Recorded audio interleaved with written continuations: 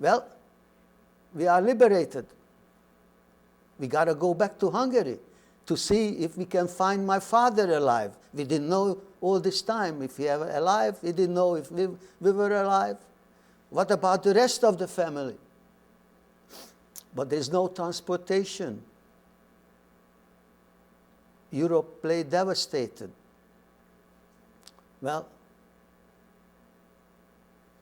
we started to walk toward Hungary along the railroad track. And we kept walking and walking. Meantime, I didn't have shoes. So in Vienna, I was going around Vienna, see if I can find a pair of shoes.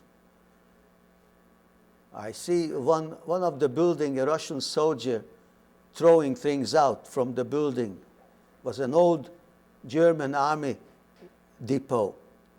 And he's throwing out German uniforms, canteens, shoes, socks, shirts. So I'm pointing to my foot. He says, I said, scarf. So he throws out a bunch of shoes, and I take a pair.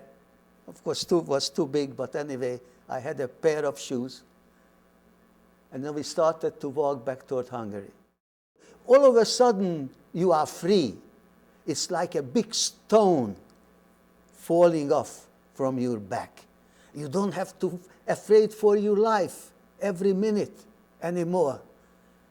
It's such a exuberating feeling that somebody who never lost freedom would never realize how freedom feels until you lose it.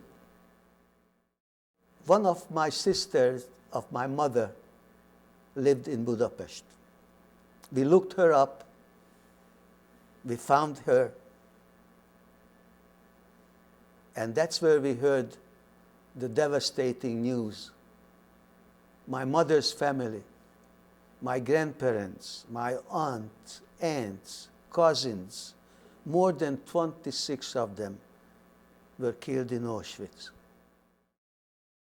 Grandmother survived liberation. My grandmother was dying of what they called typhus, which is typhoid, I think, but it's referred. They call it typhus. Yeah, typhus. And she was dying, but she lived to be liberated. As a matter of fact, my mother and her two sisters carried her to, and she passed away as they were marching to the hospital, wherever the Russians were taking them. It was in Chinov, I think my mother called the area. I'm not quite sure. But my mother had a dilemma because she died. They didn't tell the Russians that she died. But my mother was the oldest sister, and she had to make a choice. She knew grandmother had to be buried according to Jewish law, which meant immediately. And what they started to do, they had a rest spot. They went in a corner. And they started to dig with their fingers, literally dig with their fingers, to try to make a little thing so they could bury her and cover her. God works in very mysterious ways. As they were digging with their fingers, they found a bag of silverware that God had so they could dig a little faster. They found soup spoons and things like that they were able to dig. They were able to bury her, cover the earth, and say the Kaddish and say goodbye, because they had to move on. Here I am. I was liberated. The survivors came. We got together, about 50 from the 800 survived. So altogether, from 13,000 Jews, 50 survived. So we got together. We stayed under the Russians for a year. After a year, the Soviets let us go, provided cattle wagons. We went to Poland. Anti-Semitism was very strong. We smuggled to Czechoslovakia. We were arrested, released, treated very badly. And after a year, I came to the United States, January 24, 1947. I married, had a family, and I get up every morning I say, God bless America for the best country in the world. As soon as the war was over in 1945, my husband and I, we joined the Brigadier Frederick Kish branch of the Royal Canadian Legion. I've always been involved with the Jewish war veterans. I was commander in Canada. When I came here, I joined the Jewish war veterans of the United States. Eventually I was commander, and then I worked my way up to the present. I'm commander of Queens County Council. I was born German, became stateless, British subject, Canadian by marriage, and American by choice, and that's how I'm going to die. My family saw to it that I got the visa to come in. They finally did the thing they should have done a long time ago. They extended some help, but not enough. Life for me with my relatives was extremely difficult. Very difficult. Here was this Swiss family, had never experienced anything but a good life, a comfortable life, an orderly life. And here I come, after experiencing Germany, after experiencing the concentration camp, right? Fleeing for my life, right? And it was, on their part, totally forgotten. I'm now supposed to be the nice upper bourgeois daughter, right? I never saw anyone die. I never saw anything of that, right? In their minds, they never asked how we managed to live in Gurs, never once. And it was, for me, emotionally very, very difficult. So we slept in woods and we traveled by day. The Swedish people were wonderful. To us, they were wonderful.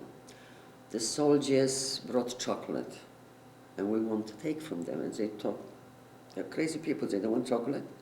But we were afraid to take. We were living in such a fear with such a people, animals, that we thought that this may be something they want to kill us. So we didn't take it, and they couldn't talk to us, and they was trying to say, good, good, good, take it, and we didn't want it. We went on an island called Visingsö, surrounded by water. And we were about over 200 of us, because in Nesje, the Nesje took 220 women, but we were in 4 different places, 55 in each, like. We were taken to Visingsö. Visingsö was built, I don't know, there was barracks. And when we saw barracks and we saw gate, we refused to go in, because we wasn't promised to go from one camp to another camp. We were promised to go to freedom. And this was after the war, but they didn't know what to do with us. We didn't know language. We wasn't well enough. We wasn't strong enough. So they put us there. They gave us food, and we didn't want to go in. And we really strike. It was not much to strike, but we strike. We figure we are free. So the Germans are not here, so we strike. We were promised to go to a normal place, not to, again, wires, again, the doors locked and whatever. But somebody came and explained that this is only a place to stay till they find homes and workplaces for us. Now comes the miracle of miracles. You heard of the Kindertransport. And that was arranged by one man in England, by the same name as we have, but no relative, Rabbi Dr. Solomon Schonfeld. He had connections with the department in England, the Ministry of the Interior, Immigration, And he was able to get official approval from the British government, and we should not forget it, to bring in children of a certain age to England. Not their parents. Later on, parents were included. So my mother heard about it. She applied for my brother and myself to join this children's transport that would be allowed to leave and to go to England. But meanwhile, we ended up in France. We couldn't stay any longer. Couldn't wait for this visa to come through. Miracle of miracles. I don't know how this happened. Nobody knows. I'm in school, and somebody says, there's somebody outside wants to talk to you. It was the secretary of the British consulate in Paris with papers. He said, your name Schonfeld, your name Fabian, your brother's name is Arnold. Well, I've got good news for you. You can come to England, because the visa of the Kindertransport followed us all the way through to England, to Paris. How? I have no idea to this day.